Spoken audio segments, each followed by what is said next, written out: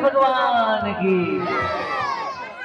ऐसी पौराणिक मान्यता है कि भगवान के विवाह की कथा में जो लोग उपस्थित होते हैं भगवान उन सब पर कृपा करते हैं।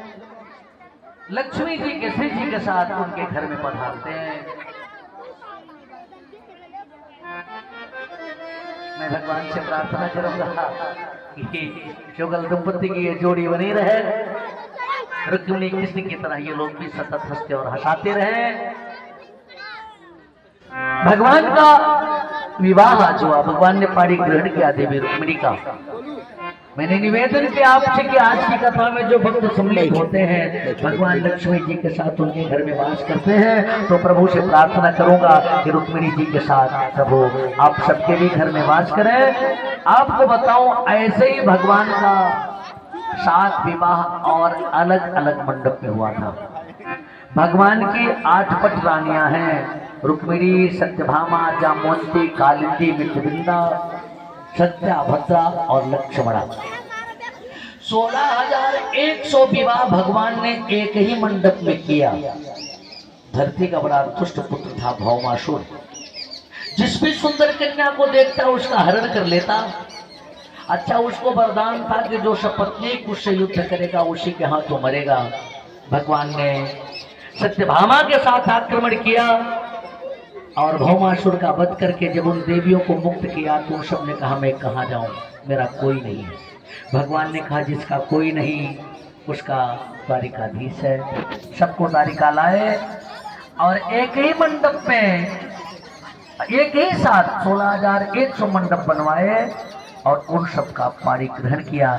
भगवान की सब रानियां हो गई 16,108 और हर रानी से 11 संतानें हुई। कितनी? 11 10 बेटा और 11 बेटियां। अब ये मत पूछिएगा कि कितने रहे, मेरा गणित कमजोर है। 16,108 गुणे 11 कर लीजिएगा। लेकिन एक बात तो मैं बार बार हर मंच से कहता हूं, अगर आज के जमाने में इतना लंबा परिवार किसी का हो जाए और वो चुनाव लड़ जाए लोकसभा का तो अपने घरे कोटे जीत जाए, सामने वाले की जमानत जब्त हो जाए। छोटा परिवार सुखी परिवार ऐसा नहीं। सुख वहां नहीं है जहां परिवार छोटा है, सुख वहां है जहां संपत्ति है और संपत्ति वहां है जहां सुमति है। जहां सुमति तह संपत्ति नाना, जहां सुमति तह संपत्ति नाना, जहां सुमति तह संपत्ति नाना, जहां सुमति तह संपत्ति नाना, जहां कुमति जहाँ सुमति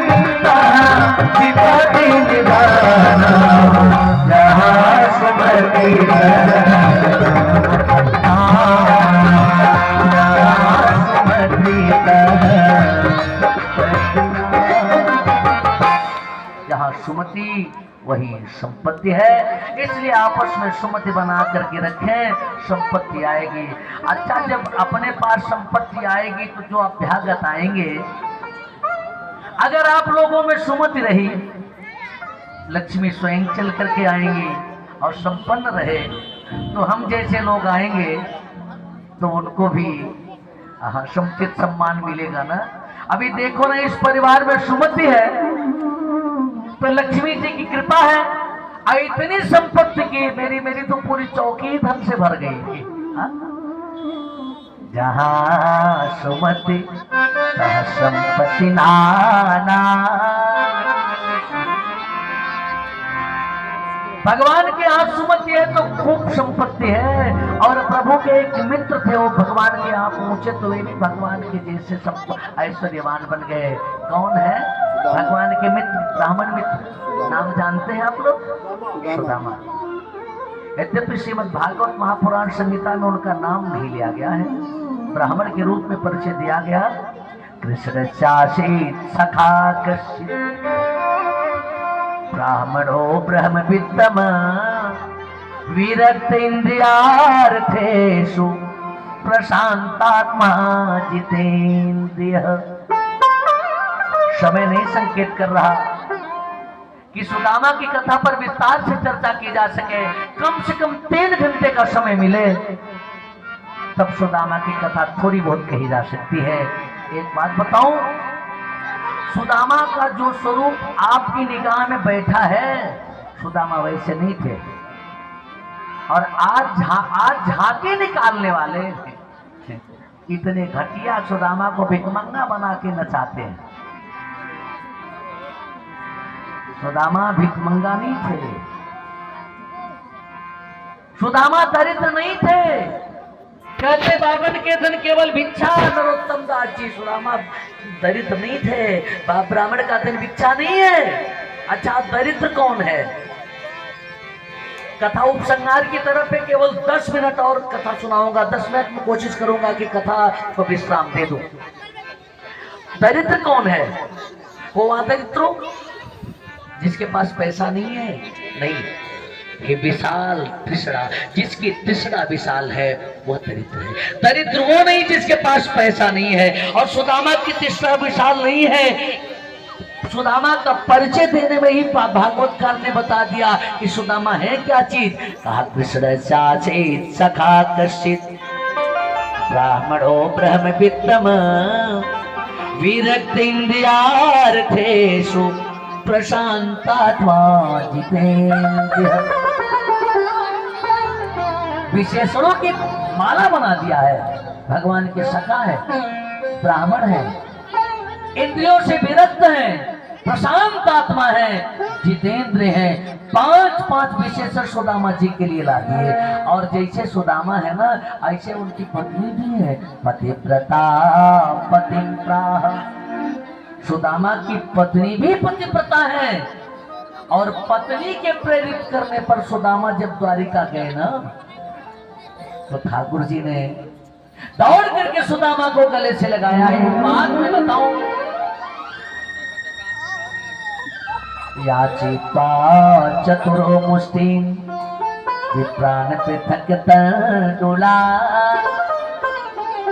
देवियां बैठी हैं। पत्नी किसे कहते हैं? जो अपनी पति से गहना बिना झगड़ा करे। नहीं, पतनात् त्रायते। पत्नी जो अपने पति को पतन से बचा ले वो पत्नी है।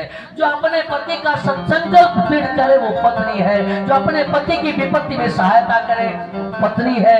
जो अपने पति को परमात्मा से जोड़ दे वो पत्नी है। सुदामा की पत्नी ने सुदामा को भगवान के पास किया। पतिव्रता पतिव्रता ब्लातया बदने नशा। और पत्नी के प्रेरित करने पर सुदामा जब द्वारिका गए, ये नहीं कि चौकीदारों ने दरवाजे पर रोक लिया सुदामा को। नहीं, भगवान के दरवाजे पर ब्राह्मणों के लिए रुकने का विधान नहीं था। एक बार जय और विजय ने रोक लिया था। 4 ब्राह्मणों को, सनक, सनंदन, सनातन और सनत कुमार। 3 जन्म तक उन्हें धरती पर राक्षस बन करके आना पड़ा। हिरण्याक्ष कश्यप बनकर सतयुग में आए, त्रेता में रावण और कुंभकर्ण बन करके आए, द्वापर में वही शिशुपाल और दंतवक्र बन करके आए। भगवान जानते हैं ब्राह्मण को रोकने का परिणाम क्या होता है। ब्राह्मणों के लिए आदेश था सीधे वे भगवान के कक्ष तक जा सकते थे। कन्हैया रुक्मिणी के कक्ष में थे, भगवान को देखा तो वहां से दौड़े और दौड़ करके सुदामा के चरणों से लिपट गए हैं, खींच कर सुदामा को ले गए, अपने आसन पर बैठा दिया। तो स्वयं अपने हाथ से भगवान ने सुदामा का चरण धोया और देवी रुक्मिणी ने च्यवन धोया है। देवी पर ये चरण साक्षात चामर वचने नवई, तीनों लोक का मालिक कन्हैया जब सुदामा के चरणों में बैठा तो तीनों लोक की मालकिन च्यवन डुला रही है। लक्ष्मी है ये, सोचिए जरा सा, लक्ष्मी ही जिसकी दासी बन गई चरण डुला रही है, ऐसा ब्राह्मण दरिद्र होगा? तीनों लोक का मालिक जिसके चरण में बैठा है, जिसका चरण धो रहा है, ऐसा ब्राह्मण दरिद्र होगा? नहीं। जितने भी शास्त्र और पुराण हैं ब्राह्मणों ने रच करके दुनिया को दे दिए। अच्छे लोग बैठे हैं, एक की भी रॉयल्टी नहीं लिया है। ब्राह्मणों ने एक की भी रॉयल्टी नहीं लिया है, दुनिया का कल्याण कर रहे। तो सुदामा परमात्मा के यहाँ गए। ब्राह्मण सुदामा दरिद्र नहीं थे, भगवान के सखा थे, लेकिन ब्राह्मण अयम एक परमोलाभुत्तम श्लोक दर्शनम, वो नकली सोने के चक्कर में नहीं पड़ता, असली सोने के चक्कर में पड़ता है, और असली सोना परमात्मा ही है। परमात्मा ने सुदामा के चरण पखारे हैं। जो भगवान के लिए भगवान को भजता है, स्वयं भगवान भी उनका चरण पखारते हैं। और जिसे अहंकार हो जाए तो अब बाणासुर ही क्यों ना हो, 1000 भुजाओं वाला भगवान उसकी भी भुजा काट देते हैं। भगवान शंकर ही रक्षा कर रहे हो तो क्या हुआ? अनिरुद्ध और उषा को निमित्त बना करके भगवान ने बाणासुर का उद्धार किया, पौंडक का उद्धार किया, काशी नरेश का अहंकार तोड़ा, जो नकली बन गया था, नकली कृष्ण बन गया था पौंडक। तो निवेदन करूं आपसे, किसी के भी अहंकार को परमात्मा ने नहीं रहने दिया, सबका अहंकार तोड़ा। और जब स्वयं परमात्मा का ही परिवार इतना बढ़ गया कि उसमें ही अहंकार आ गया, तो भगवान ने सोचा अन्य भार तो मैंने मिटा दिया, लेकिन मेरे परिवार में भी अहंकार बढ़ रहा, ये स्वयं भार बन जाएंगे। निमित्त बना दिया संतों का शाप।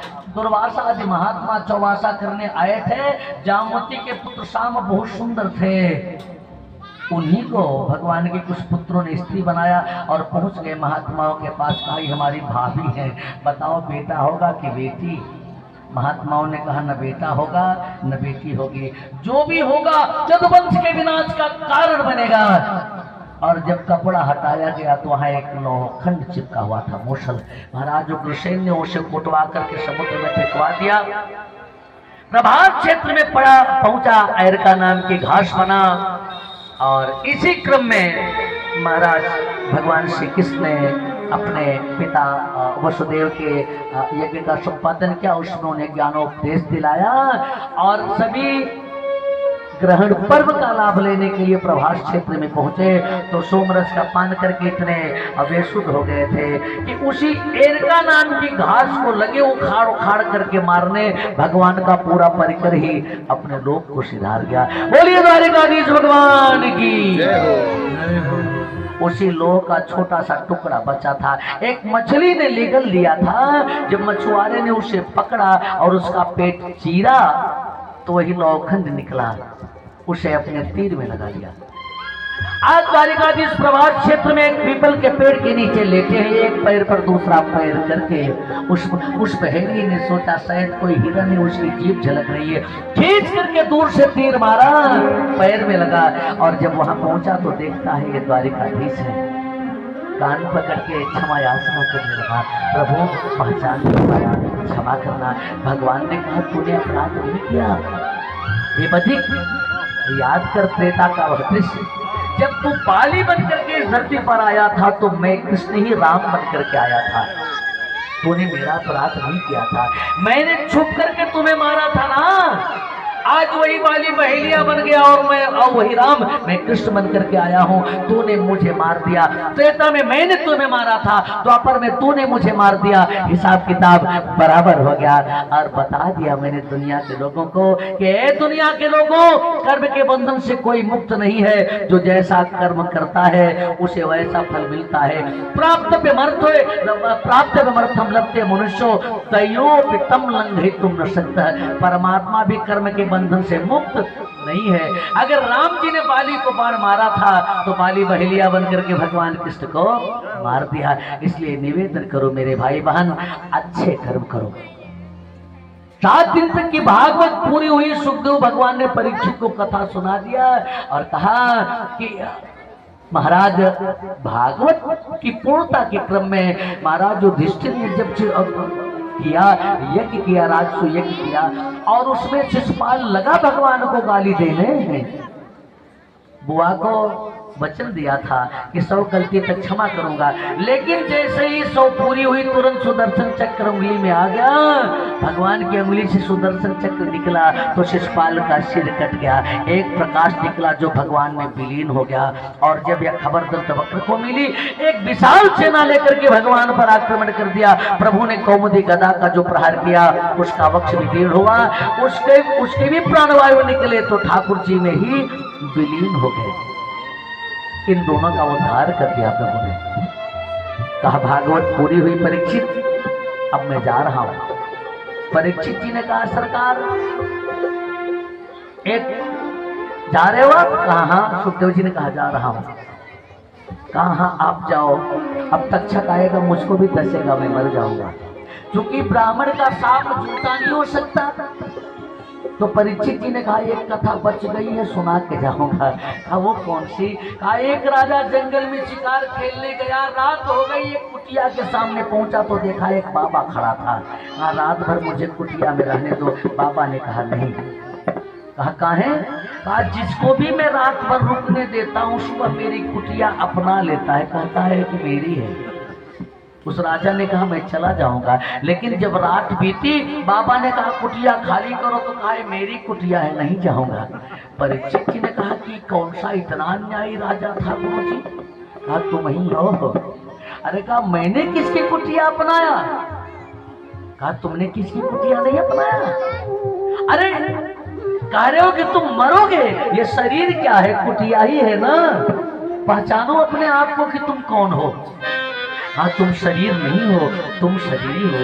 तक्षक शरीर को डसेगा, तुम्हारी आत्मा को नहीं। और आत्मा मरती नहीं है। नैनम छिन्दन्ति शस्त्राणि नैनम दहति पावक नैनम क्लेदयन्तापो न शोष्यति मारुत।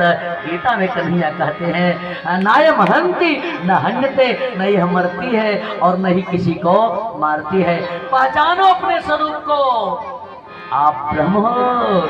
अंतरचक्षु मिलित कर दिया और गए। परीक्षित पद्मासन लगा करके बैठे, श्वासों को नियंत्रित किया। कुंडली धीरे धीरे ऊर्ध्वमुखी हुई, सुषुम्ना नाड़ी में प्रविष्ट हुई। खट चक्रों को भेजती हुई जैसे ही सहस्रार चक्र पे पहुंची,